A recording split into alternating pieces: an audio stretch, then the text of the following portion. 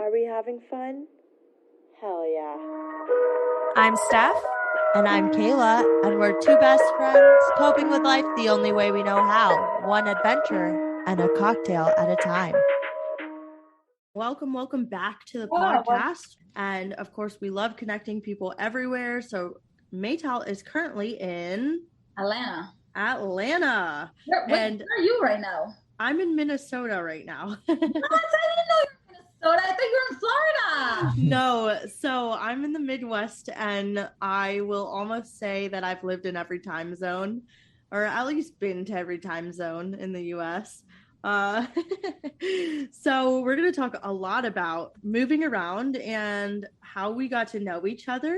Yeah. So if you've never heard of Maytal, she is an awesome human being, and she was born and raised in Israel. So that is so exciting. We're continuing the multicultural train, and she was an ex-military lieutenant. She moved to the US by herself, didn't know anyone, and didn't have any money. That sounds like me moving to Minnesota, honestly. I knew no one coming here. That is hard to do. She was a dancer and singer for a few years in New York. Some of the names you might know, like Saturday Night Live, Queen's Pride Parade. She got back into acting over a decade ago, and she's been doing theater, film, and TV. Mm-hmm. She started her own documentary where she traveled across the country for 2 years, showing her solo travels and also booking acting jobs in 13 cities from New York to LA. I can't wait to talk more about that. That is my favorite thing about you. I mean, that's how we got to know each other, and it just is the biggest inspiration. And she is currently raising funds for a sitcom pilot that she co-created and is filming this year in New York. Everybody, please put your hands together for Maytal Angel. Woo! If we had a studio audience, we can dream.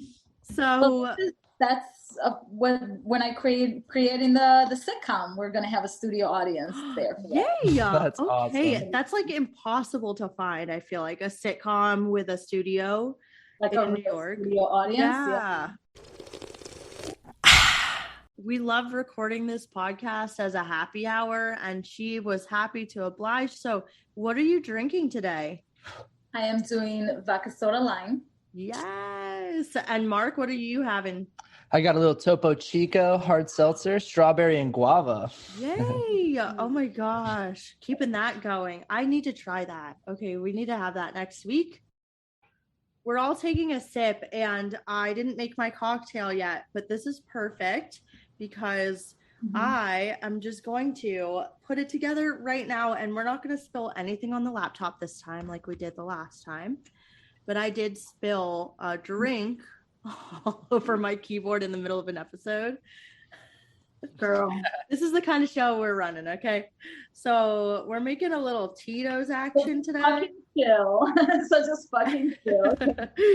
And so what we're just gonna do is make a hefty pour of some vodka and then add some soda. Today I'm going with lemon. Yeah. And then I'm gonna just add a dash of lemon juice in there because I'm really lazy. I don't feel like squeezing any citrus. I have a bunch of limes in my fridge. Well, nice. I'm Israeli, so like you have to have so many lemons. Yeah, that's what I like. I tried. I need to have at least 10 lemons in my fridge at all times. Otherwise, I cannot proudly call myself Israeli. Right. You got to make. Yeah. Oh my gosh. This is going to turn into a food podcast. Every week it turns into a food podcast. So Stephanie's part Lebanese. So half the time we're just talking about like stuffed grape leaves. Oh my gosh. She sounds delicious. Yes, exactly. So we're going to try to keep the food talk to a minimum this week. Look, I even bought a stirring spoon because we're getting serious now. Mm-hmm. Tax write-offs. I'm just kidding. I'm not kidding. So anyway, cheers. Cheers.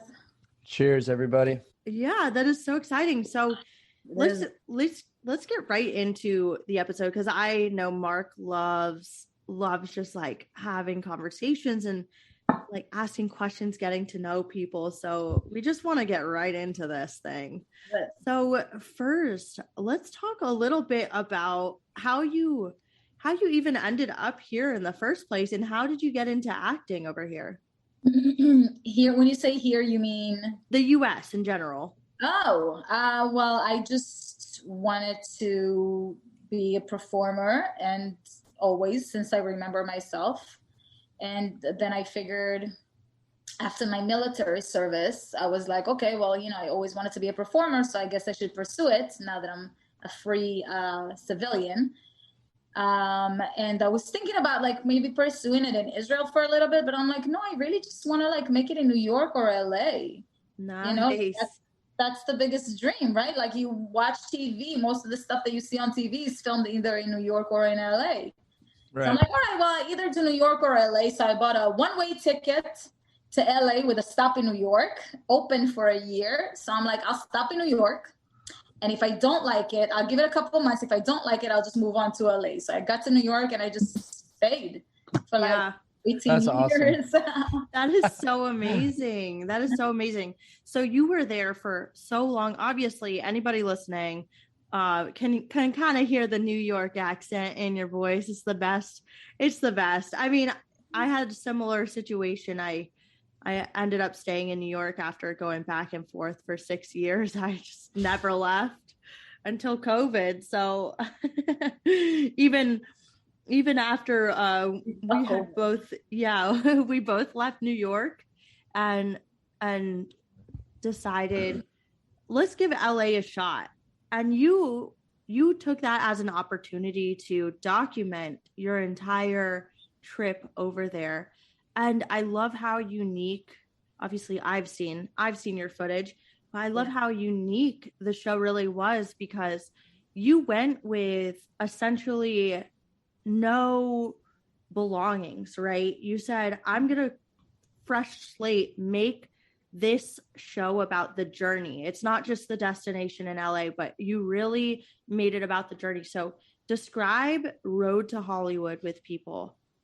Okay, so yes, right, like you said, like almost no possessions. It was, at first my tagline was a girl, a suitcase, and a dream, because that's really all it was. It was just like me and one suitcase, and I'm like, let's just hit the road.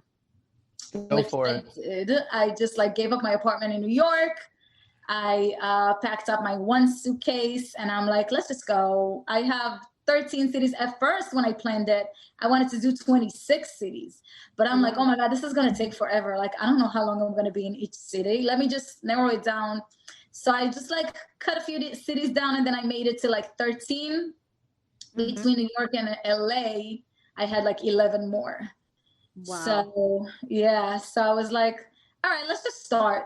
Let's just go and see what happens. I don't know what's going to happen. But the goal was to find an acting job in each city. And like the whole fun game of the documentary was, I wasn't allowed to advance to the next city until I actually booked something. Because I'm like, if I'm just traveling and booking, like there's no challenge in that. You can always just leave if you're unhappy. But I'm like, no, if you just like make it like a fun game, like a fun challenge. It really was like a, what is that show? It's like the Great American Adventure or something. I don't know, like the Great Amazing Race. Amazing Race. Yeah. So I was thinking it was like Amazing Race, but instead of having a mission in every city, like the mission would be that I have to find an acting job. So I have to like immerse myself in the city, kind of like get to know the city itself and network enough so that I have enough connections to actually get an audition in the city. Yeah, and actually book something. And once I book something, I can advance to the next one.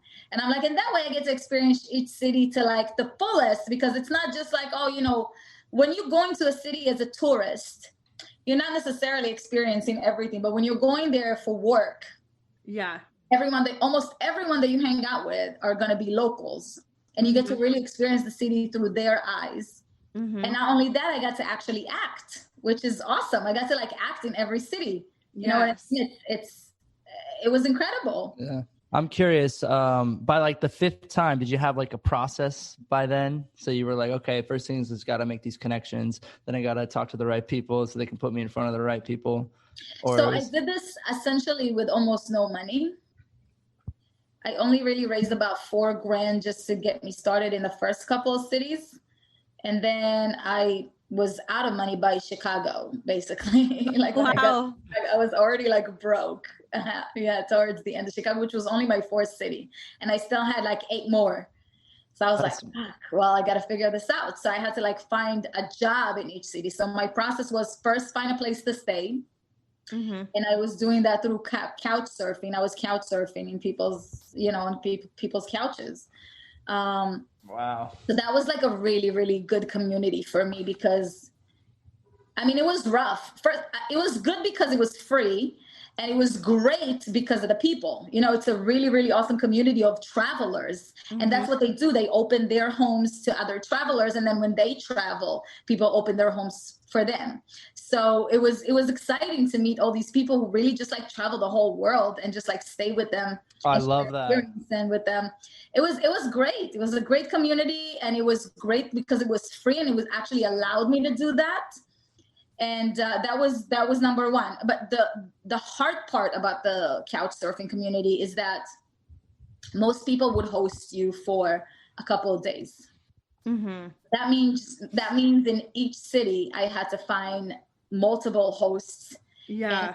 Constantly been looking for the next place I'm going to stay. You know what I mean? So that took a lot of my time and it gave me a lot of anxiety and it was hard. Because I constantly had to figure out when am I going to stay next? When am I going to stay next? If I got lucky enough and I had hosts that just love me and they're like, hey, just stay. Don't worry about it. Stay. Like in certain places, I did get lucky. But, people are also busy. They have a life. You know what I mean? Like, not a lot of people can host you for a whole month. That's a hustle. That is. Yeah, it was a hustle. And you know what? Most places where I did stay for like a month, it was starting to get a little codependent. Like it was like people who didn't want me to leave. And that's why they wanted to host me for a month. So interesting. So it was hard to like leave. Yeah. And it led to like a lot of like fights. I had like actual fights with people. Wow. Who were really upset when it was time for me to leave. They were like, we took care of you and you owe us or something. You're like, whoa. You should stay.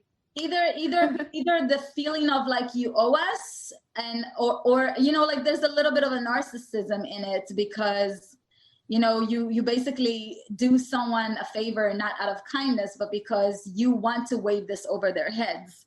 And that happened to me only twice. It only happened to me twice, but I did come across a couple of narcissists on the road.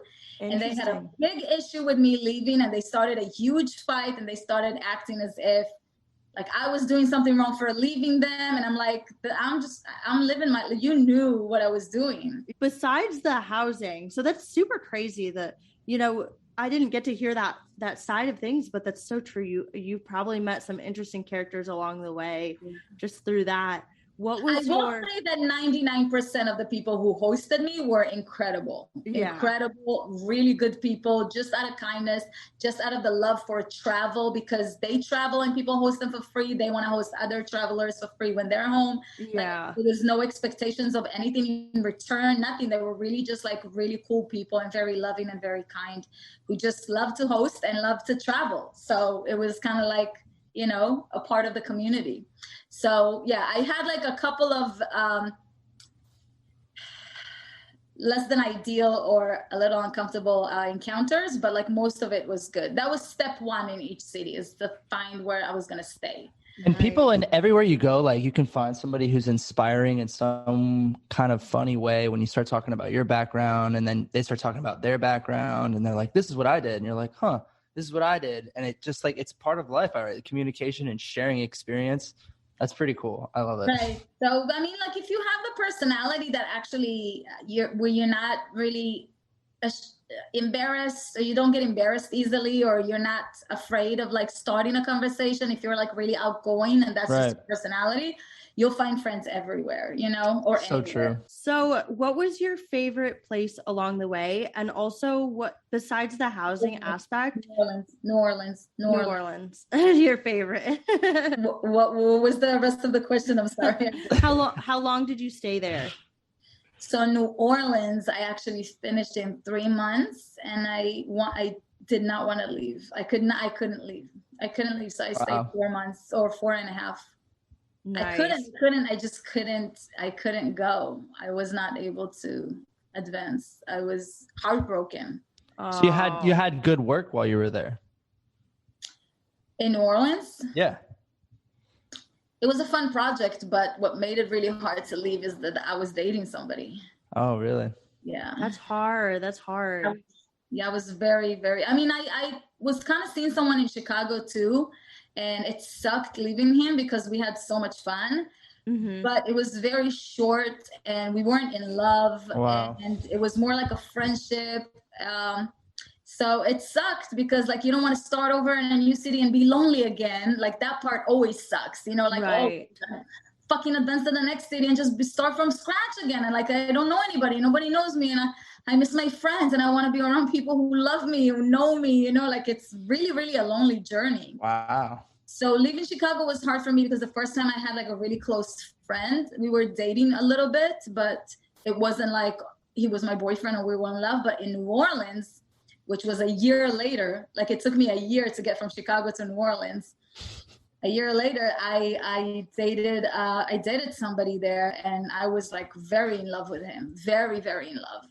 So how did that play out? Did you decide that ultimately you needed to finish this project you started? And do you still keep in touch?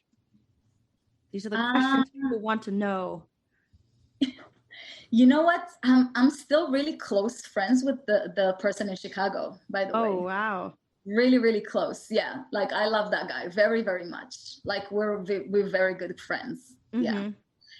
But the New Orleans incident. That's on your mind. New Orleans gate. The New Orleans incident. It was with a guy. I mean, I look up to him very much. He's one of the kindest, nicest people I've ever met in my life. Shockingly, because he had a really, really rough childhood. So you would expect someone like that to not be a kind person. And I was so taken by him because, oh my God, like, how did you have this like super rough fucking life and you're still like so sweet and nice to everyone, is so positive and happy. Like I was in awe with him and I fell in love with that. He was a very strong person, but I knew that we both wanted different things out of life. We had the discussion. So I knew even if I had stayed in New Orleans, this wasn't the person that I'm going to end up with. We had different desires and different goals. So like, we're not going the same route. So this is just someone I really, really love right now. And, you know, I'm not going to end up with. Wow. That's hard. So yeah, but it takes a lot of strength to acknowledge that and see it and be able to make the necessary moves for your life. It was very hard, but we both acknowledged it. We both like realized, okay, this is not the person I'm going to end up with. We want different things out of life. But it was still hard to just leave because, you know, you love someone, you don't want to fucking go.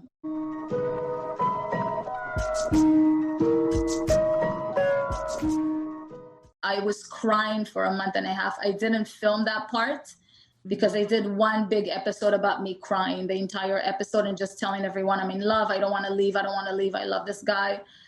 And after that, I just didn't talk about it anymore because there was no point in just repeating myself. But I felt that way for a month and a half. Yeah. Until I was finally ready to continue. Wow. And he felt like he also told me like, I don't want to ruin this for you. What you're doing is incredible. Like, and we know this is not gonna. So he's like, you know. Yeah. Wow. So like acting wise, what was a city that was super easy to book a project, and what was a city that it was hard? Atlanta was the easiest. Okay.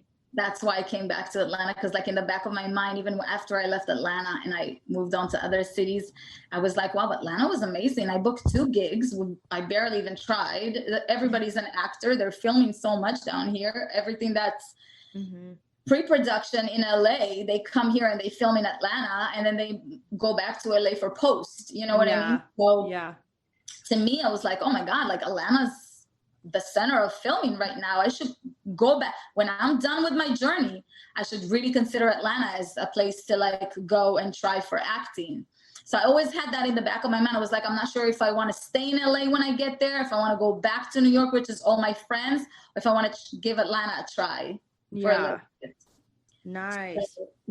So Atlanta was the easiest. So I was just like, let me just go to Atlanta for a little bit. And what was the most difficult city in terms of networking and finding that gig? Baltimore. That I could see that. I mean, not Baltimore specifically, but like Baltimore was rough, man. It was. My sister lived in Baltimore for a while. We used to go up and visit her. Baltimore has always been a rough city. I don't know about that whole acting side of it, but I remember going there as a young kid and just like, I'll tell you what was rough for me. Baltimore is not like a city. It's like a big small town. I feel like the people who are born in Baltimore, and I don't want to like generalize because obviously not everyone, but I feel like majority of people who live in Baltimore were like born in Baltimore, went to school in Baltimore, went to college in Baltimore, and like are going to probably get married to the same people who went to high school with. It's that kind of like small town mentality. They marry each other and then they like die together, you know, because everyone has their like kind of same society that they're like kind of grew up with and got stuck with since high school, and those are the people they also marry and everything. It was really hard to penetrate. So it was really hard to network in Baltimore. Like I literally walked down the street and I just saw groups of people together, and there was no opportunity for me, you know, like how in New York or LA or any other city, almost if you go to a bar, you start talking to people. That opportunity doesn't exist in Baltimore. Like people go to a bar with their close friends and that's the people they talk to. Like God forbid if you even try to talk to someone or smile at someone, there's no like new people entering the group. God forbid you disrupt the group dynamics and people freak the fuck out. So God forbid you're loud and they're like, who the fuck are you? That's how I feel here. Who's this new girl? Who's this new girl? Yeah, new girl. Oh my God, so scary, right? So, oh my gosh. Yeah, so that was really hard. That my experience, right? I'm not gonna say that I haven't met nice people there too. Right. The last couple of hosts I had there were really, really fun, and they really let me in. But like, I needed them to let me in with the group. Yeah, you know I totally hear that. There's no just like walk down the street and start talking to people. There's no like, hey, how's your day? You know, there's none of that. Like, very like that, why are you looking at me? I don't know if other people had the same experience with Baltimore. That was my experience. Like network, it's not networky. It's not networky. It's not like I didn't get the Southern hospitality when I was in Baltimore, if that's what you're asking. Yeah. The thing I remember most from Baltimore is somebody telling me, you don't look like you're from around here. Oh, there we go. Yeah. So, when you hear that. Not in a good way. Not like, hey, you're not from around here. Let's hang out. It was more like, who the fuck are you? I'm in Lake Superior. I'm like in northern Minnesota right now. Just, just living the American adventure.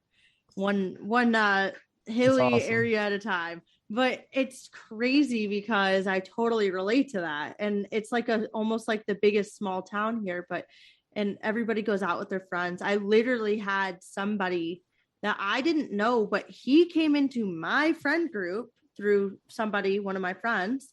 So he's really the outsider, but he starts talking about this bar he wanted to go to, and I was like, oh, I've never been there before. And I, of course, am from a city, and I'm like, yeah, I love like bottle service places once in a while, just trying to make conversation. And he goes, bottle service here in Duluth? Well, there's no bottle service. If you have to ask what this bar is, then you don't belong there. And I was just like, okay. People are so overprotective of their little groups. It's Like I'm you're a city girl. I'm so not used to that. You know what I mean? I'm used to just like talking to everyone and like meeting as many people as That's me. possible. Network and make money and advance and make connections and let's create stuff together and let's accomplish together. Yes. You never know. You never know who you're gonna meet. Yeah, but when you go to certain towns, it's like, God forbid you know, like they're so like, you can't. No.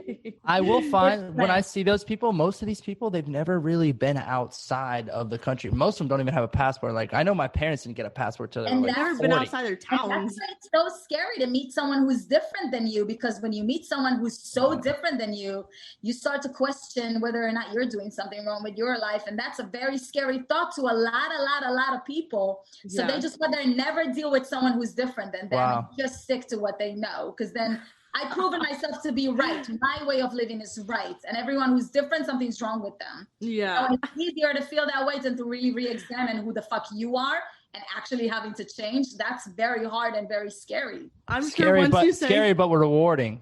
Yeah. For most people, they're not willing to go through that. I wouldn't say most people. I'm so sorry. A lot of people. It's okay. We exaggerate. We joke. It's a joke, everyone. We're exaggerating.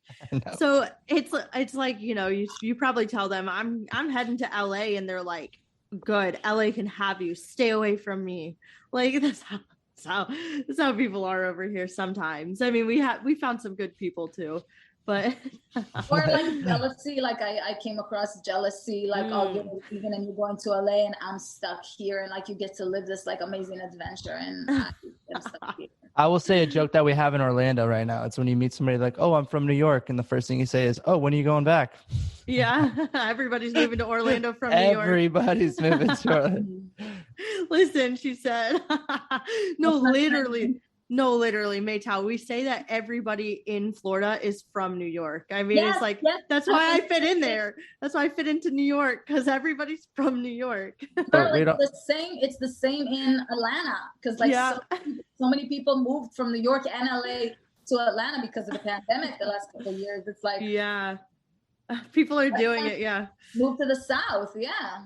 Oh my gosh. So I have a bunch of friends from New York who moved to not Orlando, but like Miami. Yeah. People go there. So speaking of New York, you're writing a sitcom pilot and you're doing it from Atlanta, right? You're writing it with somebody there, or so here's the thing about this pilot called Jimmy's and Jenny's. Mm-hmm. This pilot, while I was on the road to Hollywood, the 2 years that I was on the road, I was talking about this idea with my best friend in New York, George, who's also an actor and a writer. And it's actually based on his life in Long Island, growing up in his dad's diner. His dad used to own a diner. And he always thought like they had like this really crazy Greek kind of, if you want to combine like Everybody Loves Raymond with kind of like a New York City show like Friends or something like that, he always kind of envisioned that's his life, you know, like a crazy Greek family, but also with like, you know, fun dating and, you know, kooky single people and just super eccentric and fun different characters. So he was talking to me about this idea for years. Like I've known George for almost 15 years now. He talked to me about this idea many times in the past. And when I went on the road to do that, he's like, oh my God, Maytal, I just love how you just decided to do it and just fucking did that. When you come back from the road, help me do the same thing with my idea that I've been talking about for like 10 years. Let's just make this happen. And I was like, all right, like we can even work on it when I'm on the road. Yeah. It's inspiring. Thank you. So we talked on the phone a lot and we like came up with ideas and like where do we want to see the show going and what kind of characters do we see it, and like some of it is based on his real family, some of it is like made up cousins. And maybe we just use like the name of his real cousin, but it's like a completely different character than his real cousin or whatever. Yeah. But we started like building it up, and when I came back from the road, I went back to New York. Yeah. And I was like, well, I'm not sure if I want to stay in New York or go to Atlanta or like, what am I doing? Right. I'm going to give myself a few months in New York just to get my head together because I was so overwhelmed from being on the road for 2 years. I was like emotionally exhausted, financially exhausted. mentally exhausted. So I was like, let me just reconnect with my friends, take some time to work and save some money, figure out what the fuck I want to do next. And then COVID hit. Yep. So I didn't even get a chance to like feel normal again before this crazy new normal started. And then when COVID hit, I spoke with George and I was like, listen, the whole world is fucking shut down. Yeah. We have no excuses. We have no work. Yes. We're not busy with auditions. There's nothing to do but to sit at home and fucking write. Let's do this shit. Yes. We just like sat and wrote this amazing pilot, character breakdowns, character like backstory to like every character since they were born and where they're going in the future. We planned out 5 whole seasons of this show, 50 episodes already like in the plan. Okay. We completed the pilot. We completed a show Bible, a pitch deck. Like everything is already like done. All we have to do now is finish raising the money. The fundraiser is actually live right now. Nice. Yeah, so it's on, oh, by the way, yes, let me plug it. The fundraiser is on jimmysandjennies.com. And then you just scroll down a little bit and you see this big yellow button that says donate here. So you just click on that and you can donate. Everything will be appreciated. $1, $2, $5, $1,000, $20,000, however much you want to give. Would be highly appreciated. But yes, the pilot is about a man named George who buys and tries to run his late dad's old diner with the help of his best friend Maya, who doesn't really want to be there because she has other plans for herself, but is forced to stay and help him because he's so clueless that his uncle forces him to have all his friends and family work with him because he knows George has no idea what the fuck he's doing. So his uncle lends him the money and he's like, I'll give you the money, I'll invest so you can actually own your dad's old diner. But you have to have your friend Maya helping you because she knows what she's doing and you don't. And you have to have all your fucking crazy cousins working with you. Yeah. And we just drive each other crazy. That's what's the show. I love that. A bunch of crazy people working in a diner in Long Island. Yeah. And it has flashbacks to the 80s. Right. So yes. So the flashbacks to the 80s is George flashing back to his childhood where he gets inspirations from his dad and mom when they were alive, when they owned that same diner. So we're doing present time diner and that same diner in the 80s flashbacks. And George gets to play his dad in the flashbacks. That is so funny. cool. So it's like a combination of like present time, like fun kookiness New York with like like I said, like Everybody Loves Raymond or like Friends / like How I Met Your Mother or whatever you want to call it with the flashbacks. And on top of that, the flashbacks are more like the Wonder Years because it's like the good old days. You know what I mean? Like it has that kind of like pre-internet before, you know what I mean? Generation, little more. I love that. So you'll put a little bit of styling into the, like a little bit of 80s styling into the so we're doing like 2 shows in one. We're basically doing like a show about the 80s and a show in present time.